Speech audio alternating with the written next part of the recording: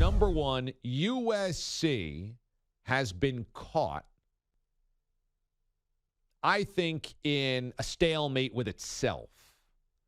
I think USC has consistently underplayed itself.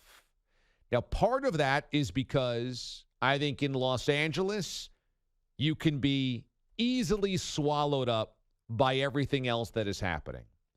Go to a college town, Norman's a good example. The only thing that matters in Norman, the only thing that really matters in the state of Oklahoma is your football team.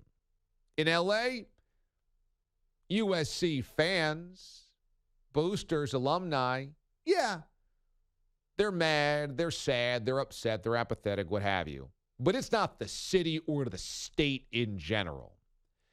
That's what makes the SEC so different. Those are not pro towns outside of Vandy and Nashville. But again, we're talking about Vandy. Those are not pro towns. Your state revolves around your football team. And so there's just a different level of intensity. There's a different level of urgency. There's a different level of desperate need to win. And so the way that USC has run itself after the Pete Carroll years has almost felt like they're apologizing for being USC. They hired Lane Kiffin, which was a curious decision. He had not proven himself at all at Tennessee when he got that job. Of course, that flames out awful. Then you end up with Steve Sarkisian, and that was a questionable decision as well, knowing Sarkisian's personal history.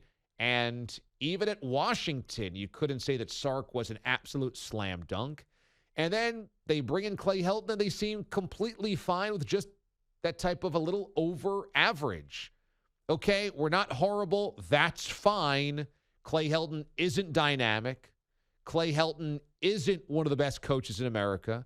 Clay Helton is not unlocking USC, but he's a good guy. He's one of us. It's kind of fine. USC has almost shrugged its shoulders at its own greatness.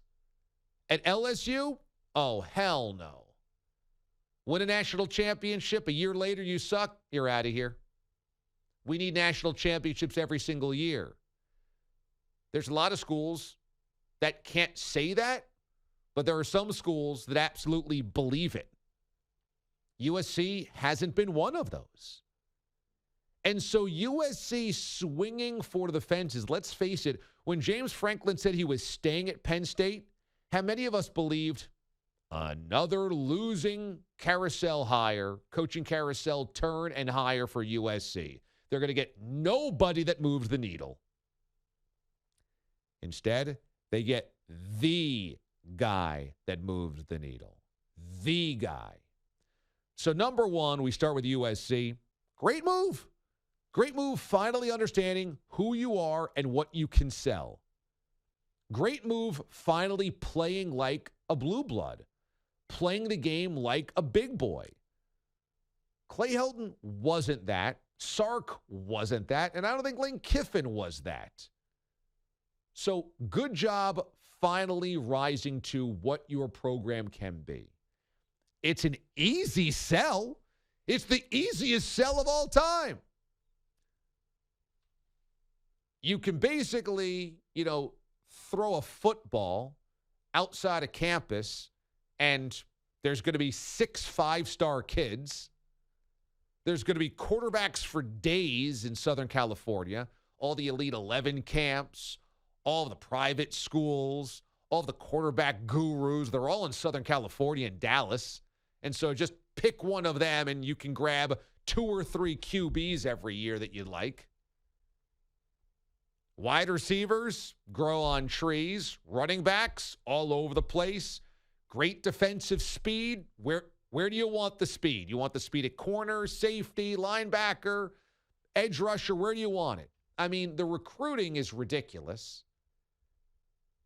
It's Los Angeles, so if you want to bring in a kid from Dallas or Houston or Miami, not a hard sell. And, oh, look at this. The Pac-12 sucks. So you can roll out of bed to 9 or 10 wins every year at USC. Roll out of bed. I mean, the fact that Clay Helton went 5-7 one year at USC has got to be the biggest underachievement, perhaps in college football, in like the last 20 years. Imagine Alabama or Georgia or LSU or Ohio State going 5-7. I mean, basically, that's what happened this year to Ed Ogeron, and he got fired. Clay Helton kept this job for 2 more seasons. I mean, it's ridiculous. So this change is an easy sell, and it's an easy win. And for Lincoln Riley, it's not like you got to twist my arm. The difference is, for Lincoln Riley, that Oklahoma is a national championship contender. Oklahoma's been to 4 college football playoffs. 4. And when Lincoln Riley took over for Bob Stoops, he made the program better. Bob Stoops was a Big 12 contender every single year, by and large winning the Big 12, won a national championship, was always, top 5, top 10, but Lincoln Riley actually made them better. That's a team that every year under Lincoln Riley had expectations to go to the Final Four. But something happened en route to that national championship game. He got to 4 playoffs, okay? He got to 4 playoffs. In each and every one of them, he got bludgeoned by a powerhouse in the first game. In 2016, Clemson beat Oklahoma 37-17. In 2018, Georgia beat Oklahoma 54-48 in double OT. Came close. That was a great game, remember. One of the great back-and-forth offensive outbursts of the last decade in college football. 2019, Alabama beats Oklahoma 45-34. And then 2020, LSU beats Oklahoma 63-28. Let me give you those 4 games again. Clemson, Georgia, Bama, LSU. 3 SEC schools and a Clemson program that played like an SEC school. His team gave up 37, 54, 45, and 63. In the college football playoff, Lincoln Riley's teams averaged giving up 50 points a game. Averaged. If you're Lincoln Riley, you're going to the college football playoff and going, yeah, pretty much every year we're the best of the Big 12 or one of the top 2. This year, no, they lose to Oklahoma State, but they get to Bedlam and they still have a shot at winning the Big 12, right? And this was a bad year for Oklahoma. This was a bad year for Oklahoma, and they reached Bedlam with a chance to win the Big 12. Lincoln Riley went to 4 playoff games and saw each and every year we'll never win a national championship. We can't even win 1 game. We can't even slow down the opposing quarterbacks and offenses. We're getting plowed on the offensive and defensive lines. They're doing whatever they want to us. We can't stop them. We're averaging giving up 50 points per playoff game. We can't win. We can win the Big 12. We can't beat LSU with Joe Burrow. We can't beat Alabama. We can't beat Georgia. And we can't beat Clemson with Deshaun Watson. So Lincoln Riley made a business decision. When they go to the SEC, he knows we're not winning the SEC. Not unless a million things go right for us. And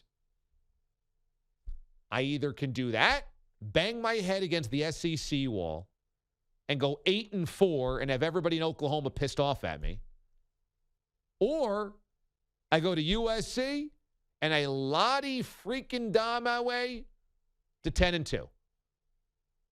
Who's he going to lose to in the Pac-12?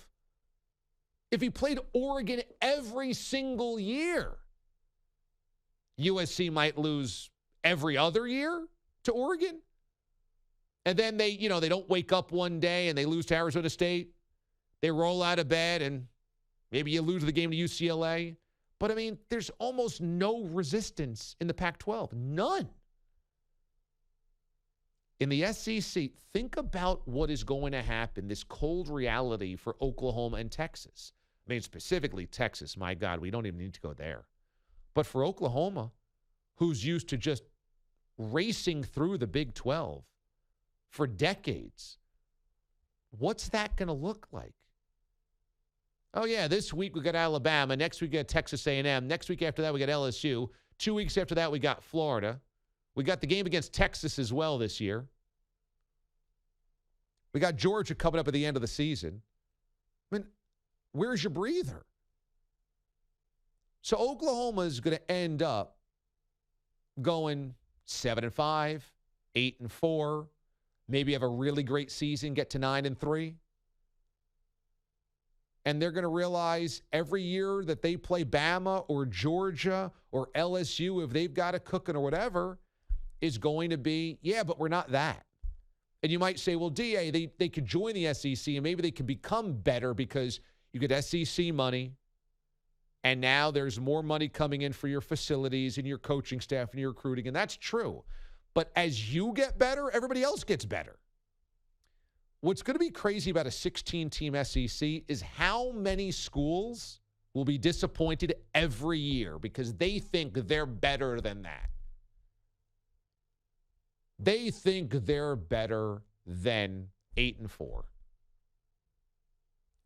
So, look, is this about Lincoln Riley fleeing the SEC? Hell yes. Absolutely it is. Can I blame him? Not really. I mean, not really. I mean, you'd like to say, hey, challenge yourself against the best. Don't you want the most rigorous schedule? Don't you want those tests? Does that make you better as a coach, as a program, et cetera? Yeah, but think about all the things he gains. Recruiting way easier. Depending on what lifestyle you like. I mean, Los Angeles is an easy place to live for a lot of reasons. You're getting paid great. You're winning easy. And every single year, if you win the Pac-12 and you go 11-1, 12-1, now you're in the playoff conversation anyway. I mean, every year, USC should be in the playoff conversation. At Oklahoma and the SEC, that was not going to be the case. This is dramatic, and it's dramatic for a lot of reasons. It's dramatic because Oklahoma didn't think they were going to lose him. It's dramatic because now Oklahoma needs to find another head coach. It's dramatic because they need to find another head coach that will steer them into the SEC. It's dramatic because USC finally now has the guy to put it all together and unlock the potential that's been dormant for 15 years at USC.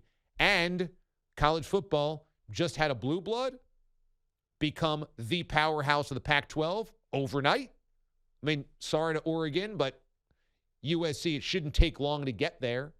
And the Pac-12 suddenly goes from complete afterthought in the college football playoff race to you got to pay attention to USC and the Pac-12 again. That all happened in one night.